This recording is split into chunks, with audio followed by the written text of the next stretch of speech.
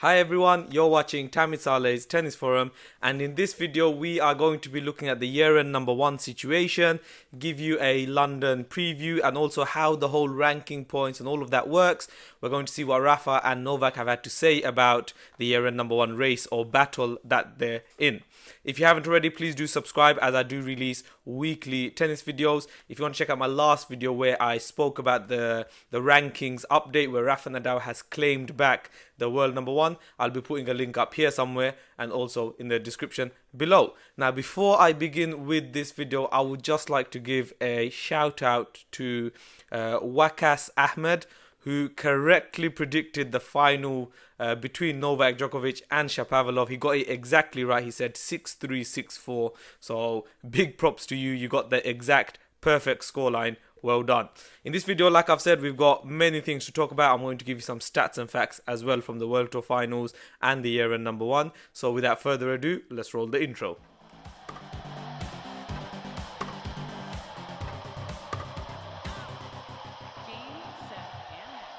So guys, this is it. It is the final tournament of the year, the London World Tour Finals. It's the second biggest set of or tier of tournament after the Grand Slams with the ranking points awarded. 1,500 ranking points are available for an undefeated champion. I will begin by giving you guys some of the London stats and facts and also how the whole ranking system works in that, and then afterwards focusing on the Novak Djokovic, Rafa Nadal situation. The World Tour Finals is being held in London. This is actually the penultimate year. Next year, 2020, will be the final year it is in London before it's being moved to Italy. So for the last decade, it has been held in London in the O2 Arena, literally about 2 miles from where I live, so very local to me. It has a max capacity of 20,000, so really big tournament. And then the whole ranking system and the prize money is divided on a performance base. So each win in the round robin earns a player just over $200,000. A semi-final win earns the player $620,000 and over $1 million for winning the final, which means an undefeated champion can earn up to or just over $2.7 million. That's an amazing amount for the winner. How do you qualify for it? Well, it is the top 8 players in the world that qualify. But technically, I don't know if you guys know this, it's not really the rule. It's the top 7. And then if there's a Grand Slam winner anywhere in that top 20, they will get a spot. However, in recent years, as you know, the big 3 always dominating the slams.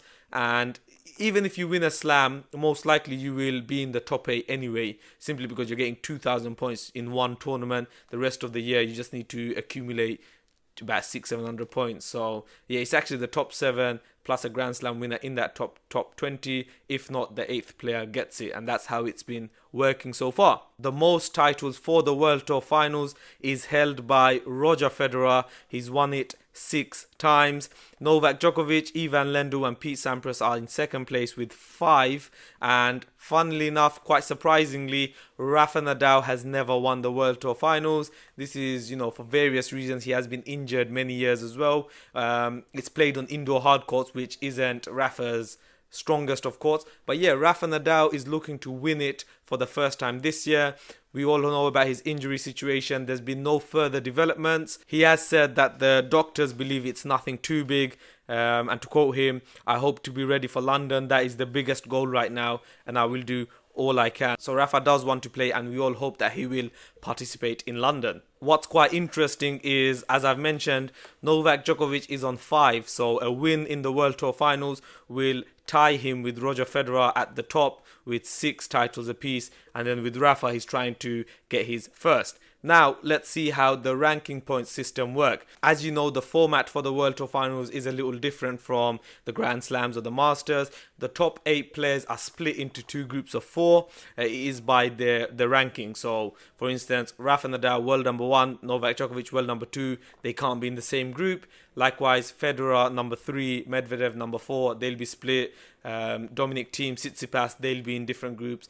Zverev, Berrettini, 7th and 8th, they'll be in different groups. So that's how it's split into 2 groups of 4. The top 2 players in each group qualify into the semi-finals, with first playing second and first playing second from the other groups as well. And then you have the final. So how the ranking points work is, for every round robin victory, you get 200 ranking points. So there's potential you get 3 matches in the group stage round robin. If you win all 3, that's 600 ranking points.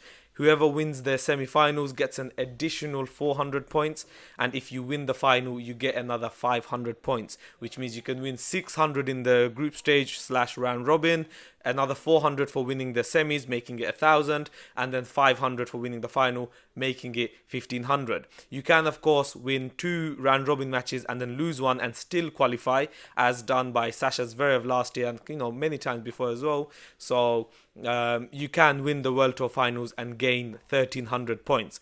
Mathematically, even, it is also possible to qualify from the group stage with 1 victory. However, I believe it's never been done. So technically, with 1,100 points for a winner for the World Tour Finals, but generally it is anywhere between 1,500 to 1,300. And now we move on to the Rafa Nadal, Novak Djokovic situation.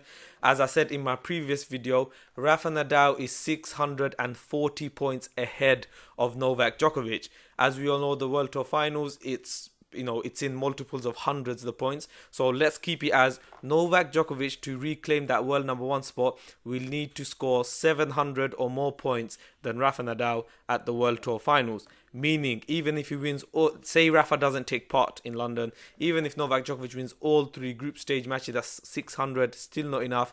He will need to win that semi. So the minimum requirement for Novak Djokovic is he will need to at least reach the final. We're all hoping that Rafa plays, of course, and then there are many scenarios, and I'm going to try make it as simple as possible for you guys with the likely outcomes. So as I've said, 600 available in the group stage. Novak Djokovic, if he can go undefeated the entire tournament, and Rafa's not in the final, then Novak Djokovic reclaims that world number 1. However, in the group stage, if Rafa loses just 1 round robin match, remember he plays 3, if he loses 1, then of course he loses that 200 points. And then even if Novak Djokovic wins all 3 and then they reach the final, that match will be for who ends the year as world number 1.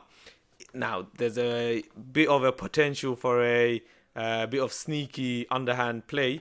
If it depends which group goes first, but if Rafa's group goes first, if Rafa Nadal actually wins all 3 matches, meaning that he just needs to win the semi, if Novak Djokovic then, say he's won his first 2, he could potentially lose his 3rd match on purpose, tank it a little bit, to then set up that semi-final with Rafa, meaning it's in his own hands again, rather than him winning all 3, Nadal winning all 3, and then Novak Djokovic will need a favour from someone else to defeat Rafa in the semis. So technically he can lose one and then beat Rafa in the semis. I hope that does make sense to you guys. If you still have any questions, feel free to ask below and I will answer it individually. As I've said, Novak Djokovic needs 700 or more points than Rafa to reclaim that number 1. Rafa Nadal will confirm that year-end number 1 if he just wins all 3 round robin matches and wins the semi-final. He does not need to win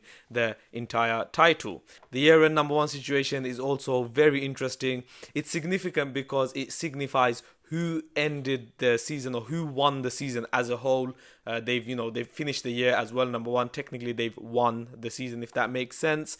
In the last 16 years, 15 of those years have been, well, including this year, 15 of those years, the year-end number 1 has been one of the big 3. That just shows the level of dominance. The only player in these past 16 years to have ended the year as well number 1 is Andy Murray in 2016.